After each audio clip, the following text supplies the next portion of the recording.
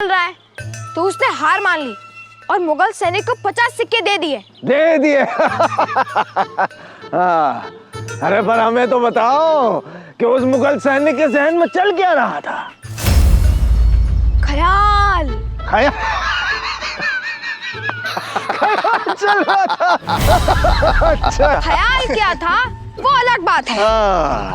अब मराठी ने मुगल से प्रश्न पूछा कि बता, दुनिया में ऐसी कौन सी चीज है जो किसी को भी नहीं पता।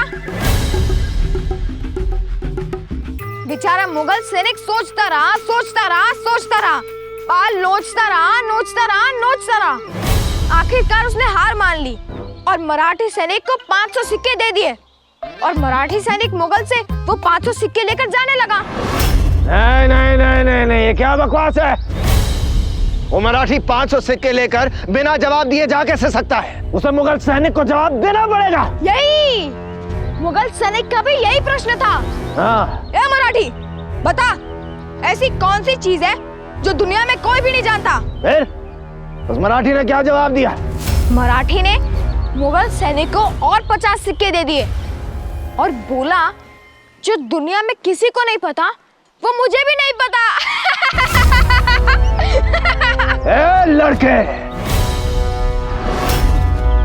तू यहाँ हमें हंसाने आया है या हमारी हंसी उड़ाने आया है? तुम्हें लगता है कि हम मुगल बेवकूफ हैं कि 50 सिक्कों के बजाय 500 सिक्के देने की बात करेंगे? हाँ?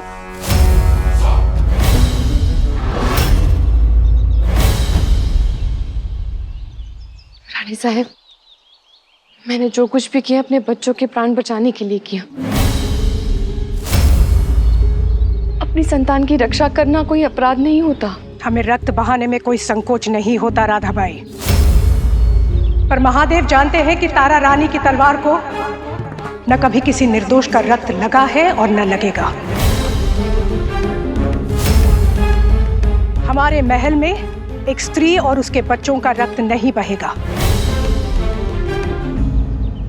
हमने बालाजी को वचन दिया था कि जब तक वो वापस लौटकर नहीं आते, उनके परिवार की सुरक्षा हमारी जिम्मेदारी है और हम अपना वचन कभी नहीं तोड़ते। आप हमारे महल में सुरक्षित हैं और हाँ, हम जो भी कर रहे हैं हमारे पुत्र के लिए कर रहे हैं। आप ही ने कहा ना कि अपनी पुत्र की रक्षा करना अपराध नहीं है। संतान की रक्षा करना अपराध नहीं है, गलत भी नहीं है। उसके लिए बड़े बड़े सपने देखना भी गलत नहीं है, पर अपने सपनों का भार अपने संतान के कंधों पर डालना चुकीचं है रानी साहब। आपने अपने बच्चों के लिए कभी सपने नहीं देखे? देखे हैं, कई सारे सपने देखे हैं, पर अपने सपनों का भार संतान के कंधों पर डालने से पहले उन कंधों को मजबूत बनाना पड़ता है रानी साहब। मला क्षमा करा रानी साहब, पर राजे के कंधे आपकी आशाओं के लिए अभी भी मजबूत नहीं है।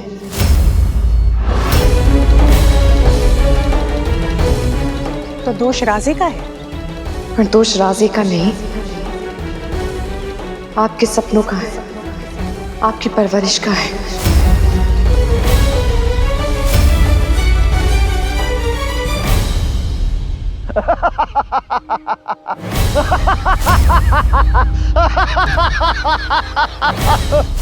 क्यों, क्या हुआ? तुम मजाक कर सकते हो तो हम नहीं कर सकते।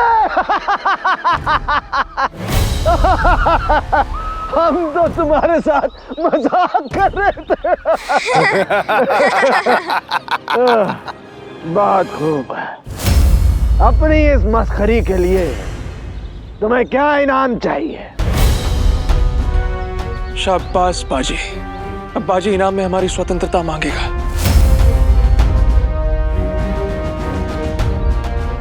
ना सोना चाहिए, ना चांदी चाहिए, ना घर चाहिए। इस मस्करे को तो बस एक अवसर चाहिए। अवसर यानी मौका। किस बात का मौका? रोज हुजूर का दिल बहलाने का मौका और अपना सर छुपाने का ठिकाना। दिया।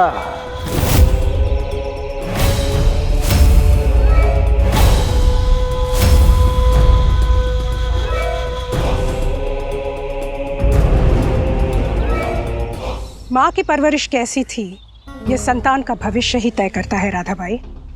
और अगर राजे हमारी बात नहीं मानते तो बाजी ने भी तो अपने पिता की आज्ञा का उल्लंघन किया है। आज्ञा का उल्लंघन किया है रानी साहब, पर आदर्शों का नहीं। वो आदर्श जो एक परिवार को, एक देश को जोड़ते हैं, यूं ऐसे दो हिस्सों में तोड़ते नहीं। इस देश को मुगल तोड़ रहे हैं, हम नहीं। पर यह बात आपकी समझ में नहीं आ रही है और हम आपको समझा नहीं पा रहे हैं। बस बहुत हो गया। सैनिकों, राधाबाई और उनके बच्चों को कालकोठरी में बंद कर दो। आई नहीं राजे, राधाबाई ने विरोध नहीं किया, मात्र तर्क किया है। और अगर विरोध भी करती तब भी हम एक गर्भवती स्त्री और उसके बच्चों को कालकोठरी में नहीं डालते। ये हमारे महल में एक अतिथि के सम्मान के साथ रहेंगी। आप इन्हें दंड दे ना दें आई साहब, हम इन्हें दंड अवश्य देंगे। इन्होंने यहाँ से भागने का जो प्रयास किया है ना, इसका दंड यह है कि इन्हें अपने बच्चों से दूर रखा जाएगा। हम यहाँ के राजा हैं और हमारे निर्णय का विरोध कोई नहीं कर सकता।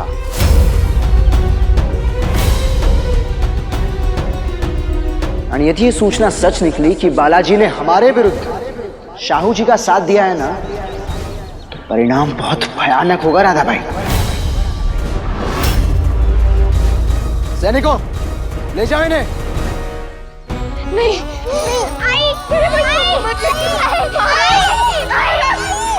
नहीं, चिन्ना,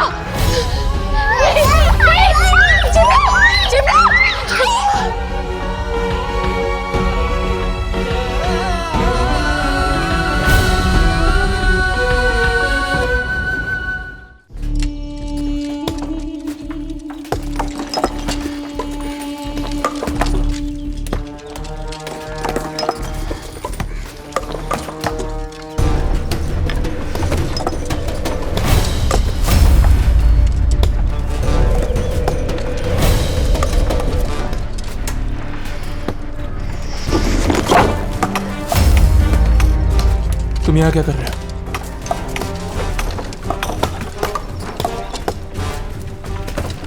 तुम्हारे पास लौट जाने का अवसर था बाजी। तुम्हें अपने परिवार के पास लौट जाना चाहिए था।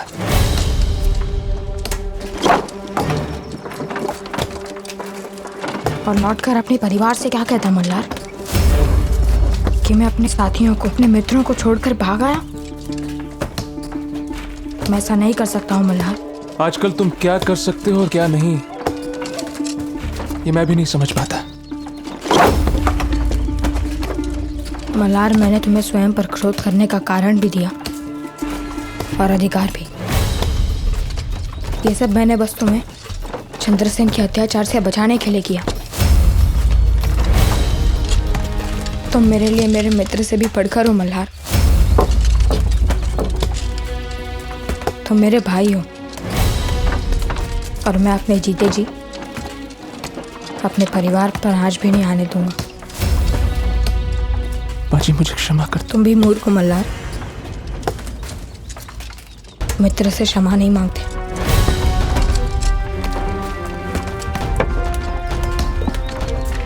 बाजी, एक बात बता, जब कमबख्श ने तुमसे इनाम मांगने को कहा तो तुमने हमारी स्वतंत्रता क्यों नहीं मांगी? तुम्हें लगता है कि मैं तुम्हारी स्वतंत्रता मांगता तो कमबख्श दे देता? वो हम सबकी गर्दनें कटवा देता। कमबख्श मूर्ख नहीं है मल्हार। यदि उसे पता चल गया कि मैं उसे धोखा दे रहा हूँ तो सिर्फ मेरी ही नहीं, हम सबकी गर्दनें कट जाएंगी। मुझे तुम सबको यहाँ से लेकर भागने की योजना सोचने के लिए कुछ समय चाहिए, और वो समय मैंने कमबख्श से मांग लिया है। बाजी, यहाँ की सुरक्षा व्यवस्था बहुत कड़ी है। यदि हमने इस किले की दीवार तोड़ने का प्रयास किया तो कमबख्श किले की दीवार हम नहीं, मुगल स्वयं तोड़ेंगे, बहुत जल्द।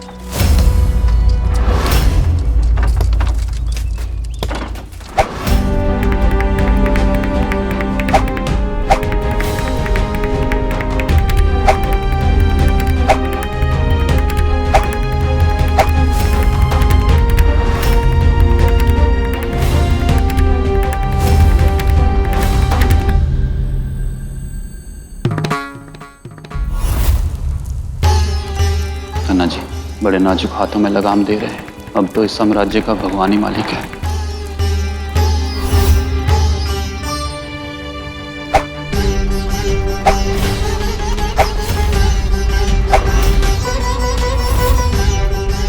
महाराज ने जानकारी अर्जित की है। ज्ञान नहीं। यदि गुड़ी पाड़वा में आप सरदारों के आगे अयोग्य सिद्ध हुए तो जीवन भर ये कलंक आपके साथ रहेगा।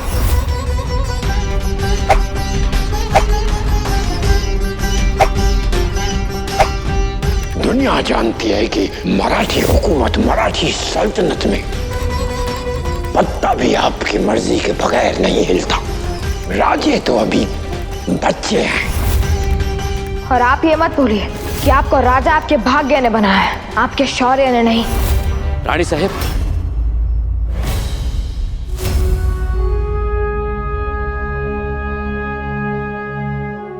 सूचना पक्की है।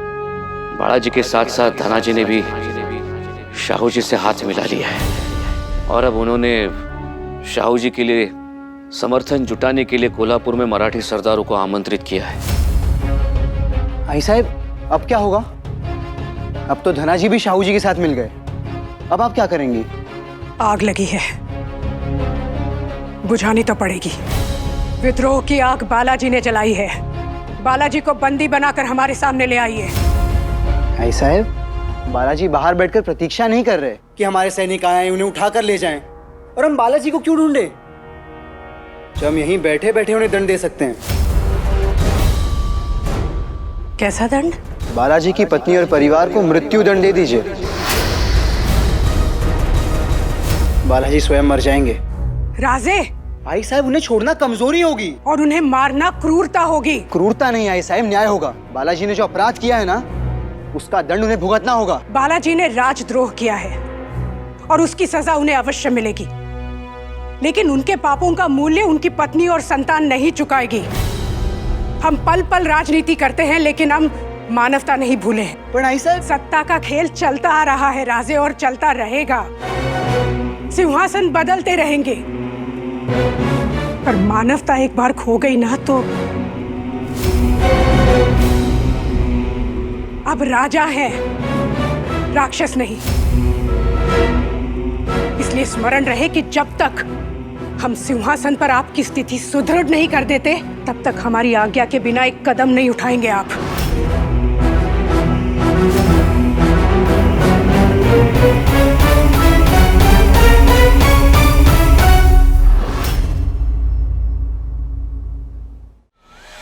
बाजी हम सबको यहाँ से एक साथ निकालने का मार्ग ढूंढ रहा है। और मार्ग नहीं मिला तो? यदि मार्ग नहीं मिला तो बाजी मार्ग निकाल लेगा। मुझे उस पर पूर्ण विश्वास है। ये कैसे संभव हो सकता है जब सिराजुद्दीन की आंखें हमेशा हमारे ऊपर लगी रहती हैं?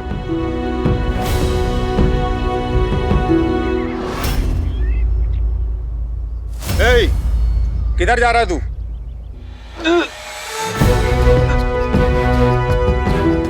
ये कैसा भोजन खिला रहे हैं? देखो इसे खाकर बेचारे मल्हार का क्या हाल हो गया। इस भोजन में नमक तक नहीं है।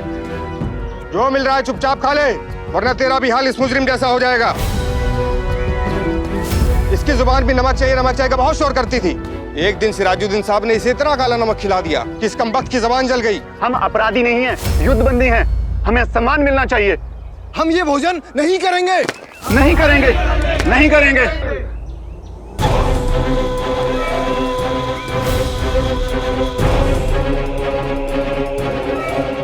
हमने सारा इंतजाम कर लिया। आज मैंने चुटकुला सुनाते सुनाते सबकी आंखों के सामने से ये हथियार चुरा लिया और किसी को मुझ पर संदेह तक नहीं हुआ। ये लो, ये अवजार लो और अपना काम शुरू करो।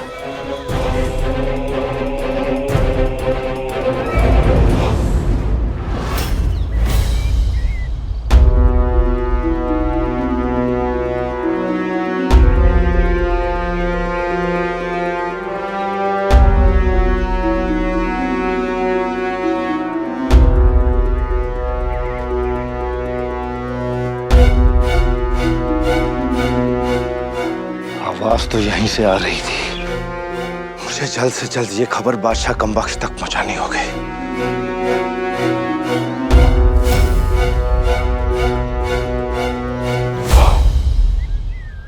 तुमने ऐसा क्यों किया बाजी? थोड़ी देर में सब कुछ समझ जाओगे।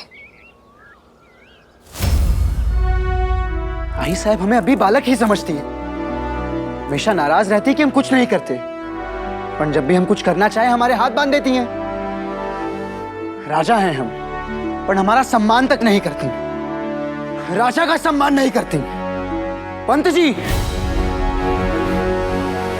ये सिंहासन हमारा है और हम तय करेंगे इसकी रक्षा कैसे करनी है। महाराज, रानी साहब भी बालाजी और धनाजी की गद्दारी से बहुत परेशान हैं। पर धनाजी के इस मराठी साम्राज्य से पुराने संबंध हैं, जिनको भूलकर जल्दबाजी में कोई निर्णय नहीं लिया जा सकता। रानी साहब को थोड़ा समय दीजिए। पंत जी, हमारे पास समय नहीं है।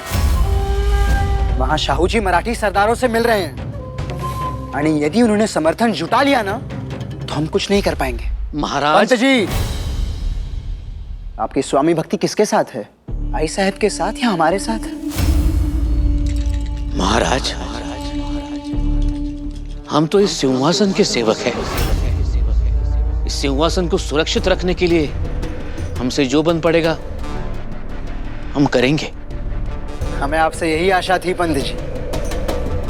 अब आपको हमारा एक संदेश पहुंचाना होगा आणि लक्षात ठेवा, संदेश पहुंचने तक आई साहब को भनक तक नहीं लगनी चाहिए। समझ लगा?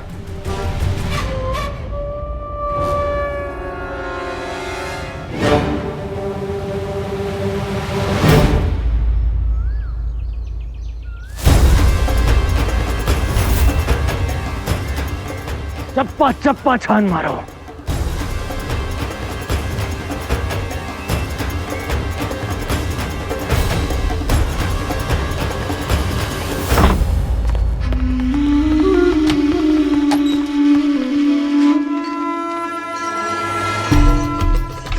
क्या ढूंढते हो?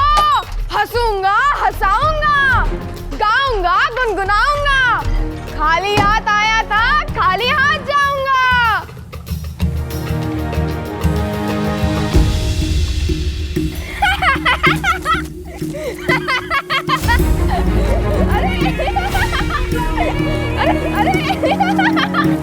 उस मस्करे को यहां लेकर आओ।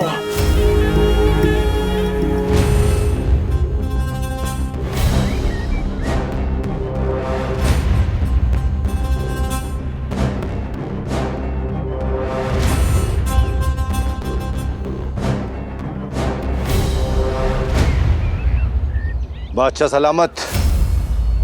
मैंने ये तो नहीं देखा कि इस मस्करे ने किससे क्या बात की, मगर मैंने इसे ये खुद कहते हुए सुना है कि इसने चुटकुला सुनाते वक्त मराठियों को भगाने के लिए हथियार चुरा लिए थे। अब क्या बोलोगे तुम? झूठ भी सहा है, इल्जाम भी सहा है।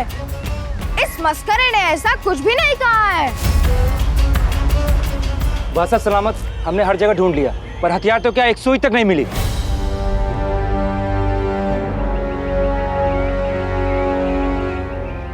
मेरा यकीन कीजिए हुजूर, मैंने इस मस्करे को खुद कहते हुए सुना था कि ये लोग हमें चकमा देके भाग जाएंगे। ये झूठ बोल रहा है हुजूर।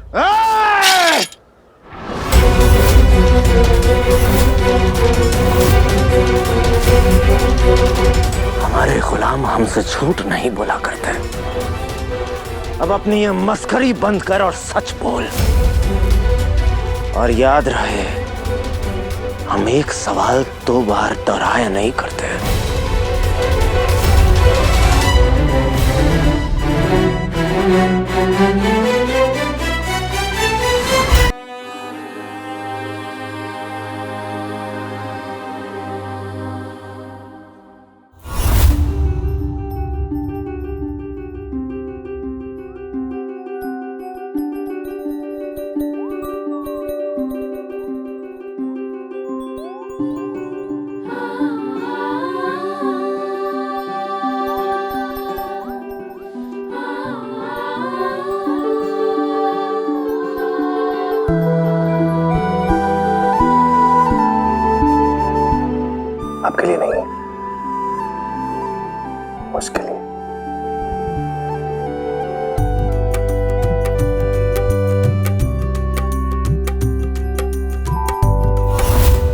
जब तक मैं अपने बच्चों को नहीं देखती अन्न का एक भी दाना ग्रहण नहीं करूंगी।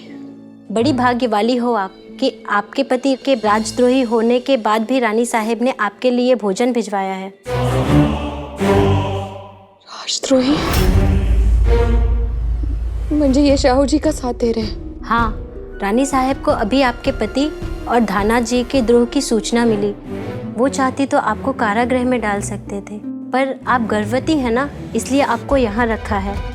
अगर आपको भूखा रहना है तो रहिए, पर बच्चे को भूखा क्यों मार रहे हैं? बिना तैयारी के योद्धा को युद्ध पे नहीं भेजा करते। मैं अपनी संतान को आने वाले कठिन जीवन के लिए तैयार करके ही संसार में भेजूंगी।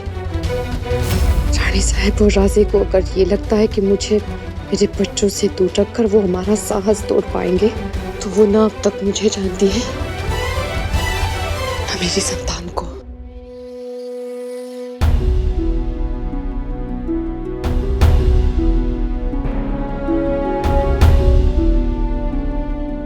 चिमना भाऊ, अब कुछ करो ना, हमें यहाँ से बाहर निकालो ना।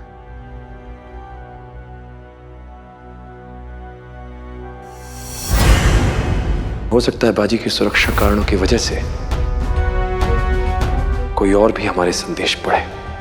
तुम्हें पत्र में अपनी सभी बातें गुप्त रूप से लिखनी होंगी। यदि सब कुछ सकुशल है तो अपनी आय की तरह पत्र के आरंभ में ओम गंग गणपतये नमः लिखना। यानी कोई समस्या है तो पत्र के आरंभ में हर हर महादेव लिखना। यह अंतर इतना सूक्ष्म है कि कोई इस पर विशेष ध्यान नहीं देगा, पर हम समझ जाएंगे कि तुमने जो कुछ लिखा है सब कुछ उसके विपरीत हो रहा है।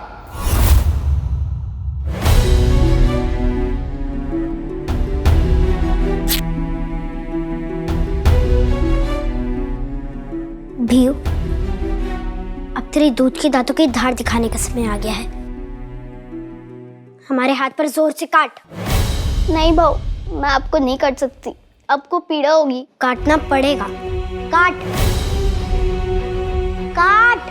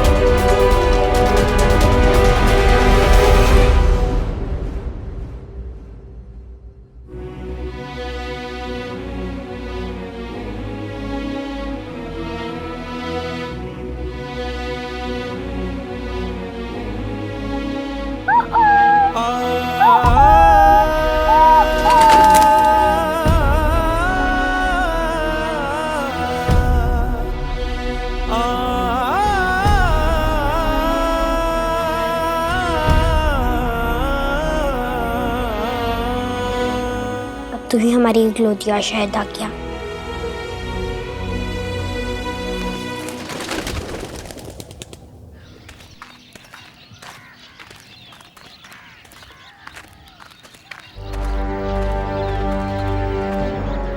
आप हमें यहाँ क्यों लाए हैं राजे? आई साहब, ये वही स्थान है जहाँ हमने पहली बार देखा था कि हमारी आई साहब हमें सिंहासन पर बिठाने के लिए क्या कर सकती हैं।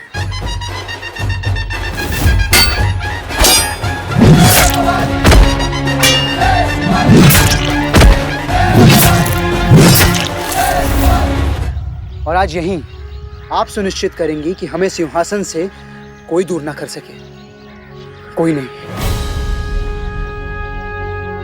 आई साहब, हम आपको कमरुद्दीन खान से मिलाने लाए हैं। वो हमारी मदद करना चाहते हैं आई साहब। पर हम उनसे मदद नहीं चाहते। सिंहासन को बचाने के लिए कमरुद्दीन तो क्या, हम किसी मुगल से नहीं मिलेंगे। आई साहब हम दोनों ही चाहते हैं कि ये सिंहासन हमारे पास रहे। सिंहासन हमारे लिए बड़ा है राजे, पर देश से फिर भी छोटा है। हमारा पूरा जीवन मुगलों से संघर्ष में निकला है। हम उनसे समझौता नहीं करेंगे। आई साहब आप अपनी ही सिखाई राजनीति भूल रही हैं। आप ही ने सिखाया है कि युद्ध में सब सही होता है। सिंहासन के लिए युद्ध होने वाला है और इस युद्ध में हमारे शत्रु शाहू जी हैं। कमरुद्दीन खान शाहू जी के शत्रु हैं और शाहू जी हमारे शत्रु के शत्रु मित्र होते हैं, हो ना? आई साहब कम से कम एक बार कमरुद्दीन खान का प्रस्ताव तो सुन लीजिए। वो आज मदद के लिए हाथ बढ़ा रहे हैं, बढ़ाने दीजिए। और यदि गर्दन तक हाथ पहुंचे तो काट दीजिएगा।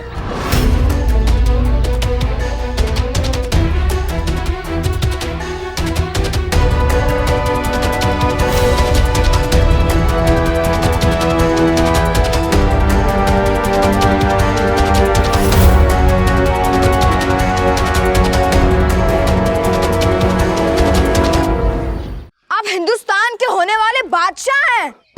यदि आपने इस सिराजुद्दीन की गलत सूचना के कारण इस बेगुनाह को सजा दे दी होती तो इतिहास में आपकी शान में दाग लग जाता।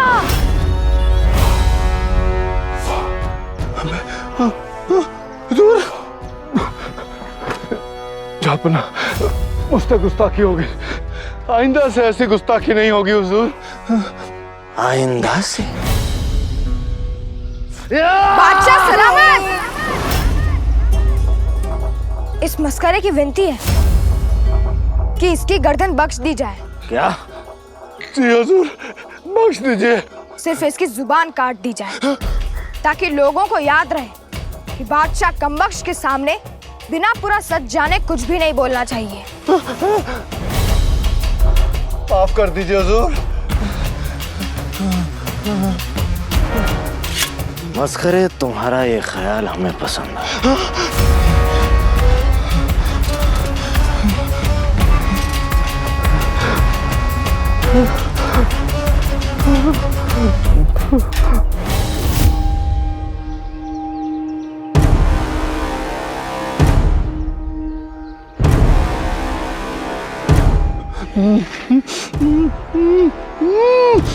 अब या तो तेरी गर्दन कटेगी या सब।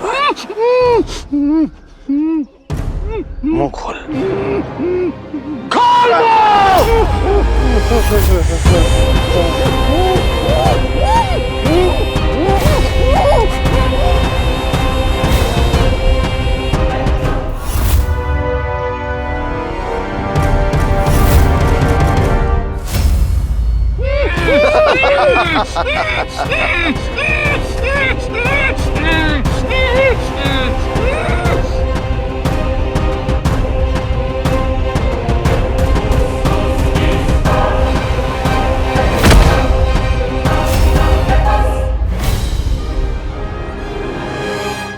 मैंने तेरे प्राण सिर्फ इसीलिए बचाए हैं ताकि तू अपने बादशाह को बेवकूफ बनता देख तो सके पर मुंह से कुछ बोल ना सके। बेबसी क्या होती है ये मराठी तो जानता है, अब तू भी जान जाएगा।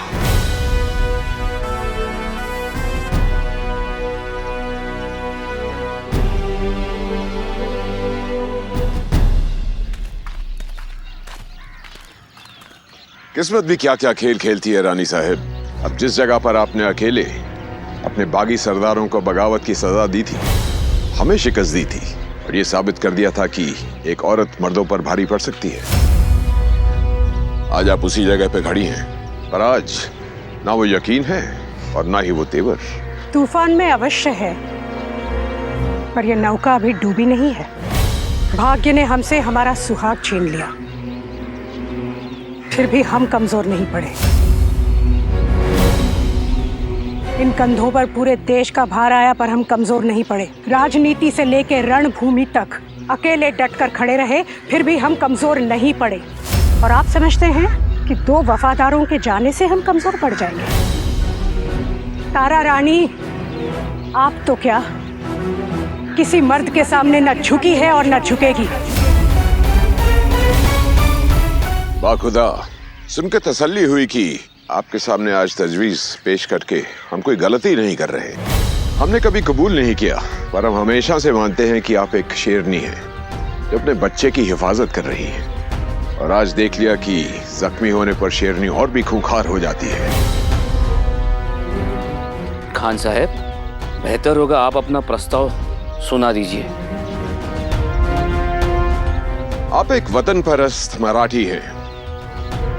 जाहिर है आप नहीं चाहेंगी कि अपने बेटे को तख्त पे बिठाए रखने के लिए आप अपनों का ही खून बहाएं। शाहू जी और आपके बीच में जो जंग होने वाली है, उसका फैसला बिना खून बहाए भी हो सकता है। अगर सारे मराठी सरदारों की वफादारी आपके साथ आ जाए तो शाहू जी के साथ जाने को कोई बचेगा ही नहीं। आप वो कैसे करेंगे खान साहब? जंग अगर लड़के जीती जाए तो लोहे से जीत नहीं सकती, और बिना लड़े जीती जाए तो सोने से। आपको सरदारों की वफादारी खरीदनी पड़ेगी, और वो वफादारी खरीदने के लिए आपको जितना सोना, जितनी दौलत चाहिए हम आपको देंगे। और बदले में हमें आपसे वादा चाहिए कि कमबख्श से दक्खन छीनकर जब हम अपनी निजामशाही की नींव रखेंगे तो आपकी फौजें हमें हैरान नहीं करेंगी। बालाजी के साथ हमारी जाती दुश्मनी है, इसलिए बालाजी और उनके घर वालों को आप हमें सौंप देंगी।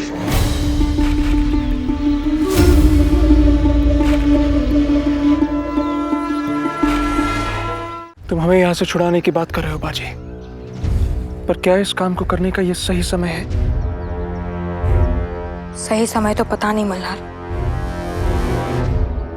पर यह काम करने का यही समय है। मेरे बिना मेरी आई, मेरे भाई बहन एक एक पल डर के साए में गुजार रहे होंगे। उन्हें मेरी आवश्यकता है, और वैसे भी जिसके पास कम समय हो उसके लिए हर समय सही समय है। सबको तैयार करो, जैसा मैंने कहा था वैसा करो।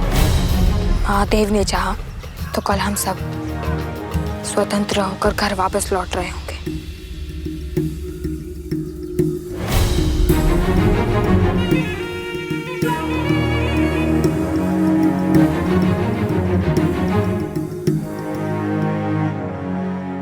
हर हर महादेव, हम सब यहां सकुशल हैं। आई का स्वास्थ्य एकदम ठीक है। वैद्य जी ने कहा है कि अब चिंता करने की कोई बात नहीं है।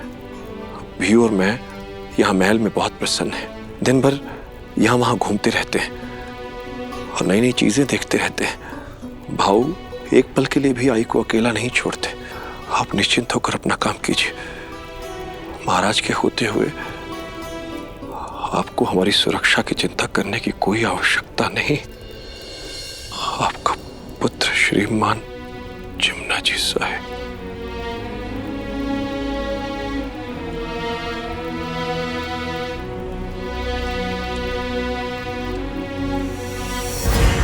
काय झालं बालाजी?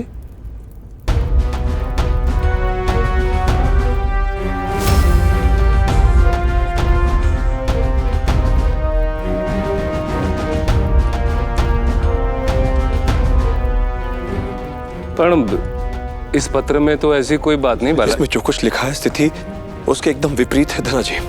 हमने बाजी से आते हुए कहा था कि स्थिति यदि अनुकूल ना हो तो पत्र के आरंभ में हर हर महादेव लिखना। और ये पत्र बाजी ने नहीं, जमुना ने लिखा है, वो भी अपने रक्त से।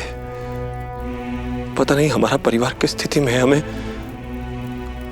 हमें जाना होगा धना।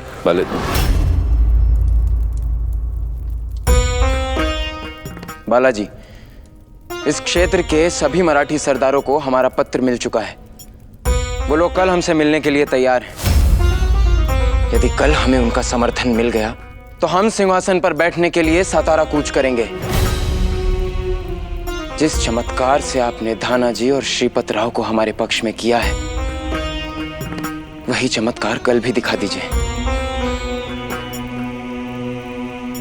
हमें आपसे बहुत आशाएं हैं बालाजी। पण महाराज बालाजी की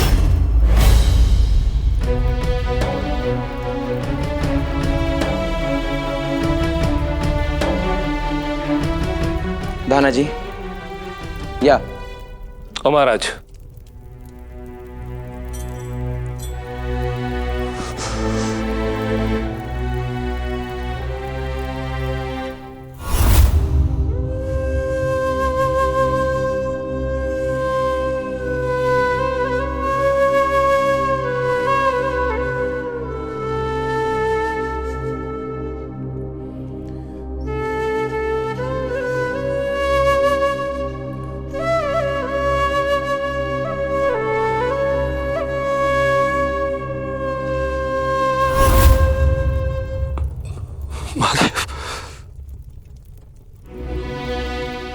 हम करें तो क्या करें? एक तरफ हमारा कुटुंब है और दूसरी तरफ पूरे विश्व को कुटुंब मानने वाला वसुधैव कुटुंबकम का आदर्श।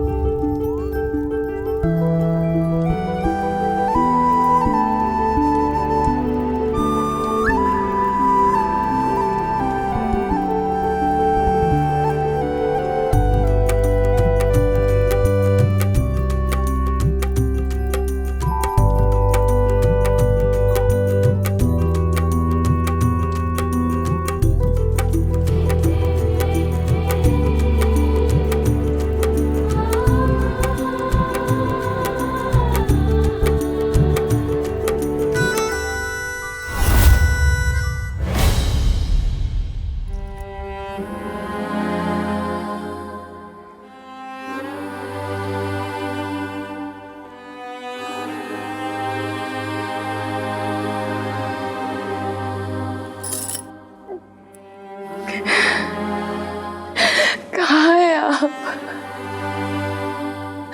मुझे आपकी जरूरत है और हमारे बच्चों को भी।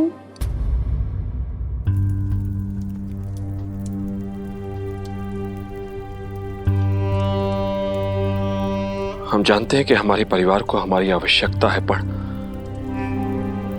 इस समय देश की आवश्यकता हमारे परिवार से बड़ी है। हम तो मात्र एक पिता हैं, पर आप परम पिता हैं पापा।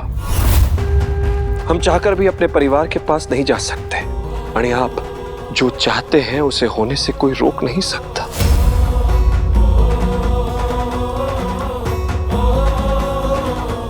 हमें विश्वास है कि इस विपत्ति काल में बापा आप हमारे परिवार का विश्वास नहीं टूटने देंगे।